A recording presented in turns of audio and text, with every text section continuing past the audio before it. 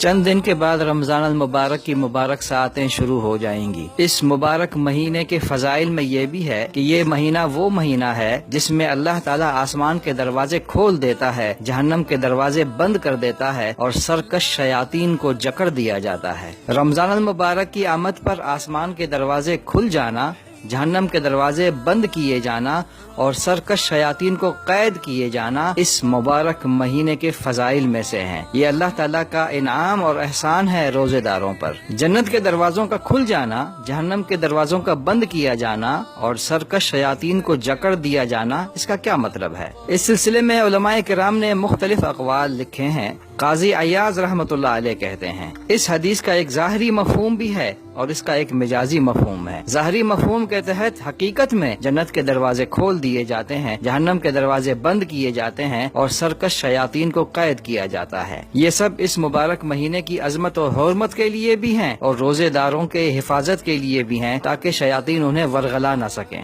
اس کے حقیقی مفہوم کی طرح اس کا ایک مجازی مفہوم بھی ہے۔ اب سوال جو پیدا ہوتا ہے وہ یہ ہے کہ جب رمضان المبارک میں شیاطین کو قید کیا جاتا ہے تو پھر پورا مہینہ کسی برائی کا ظہور نہیں ہونا چاہیے، حالانکہ ہم دیکھتے ہیں کہ رمضان المبارک میں بھی کچھ بدبخت اور کم نصیب لوگ ایسے ہیں جو برائیوں کے ارتکاب سے باز نہیں آتے۔ آخر اس کی کیا وجہ ہے؟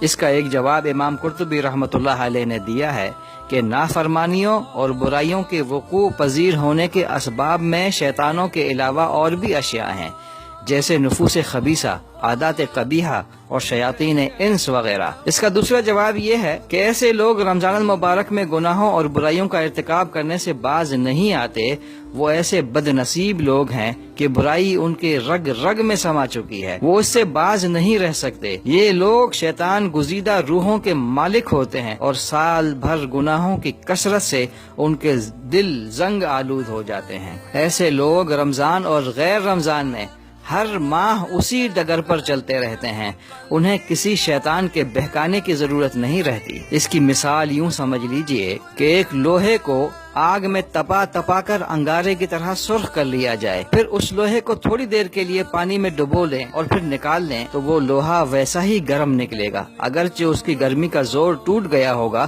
لیکن پھر بھی گرم ہوگا۔ ایسے ہی شیطان گزیدہ اور زنگ آلودہ روحیں ہیں جو 11 ماہ کی تپش گناہ سے تپ تپ کے انگارہ نما لوہے کی طرح ہو جاتے ہیں اور نزول رحمت کے اس مہینے کی ٹھنڈک انہیں ٹھنڈا نہیں کر پاتی۔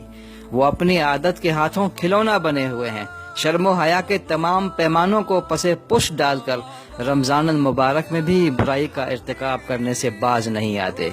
ایسے بدبخت لوگوں کا ایک ہی علاج ہے کہ وہ صدق کے دل سے توبہ کریں۔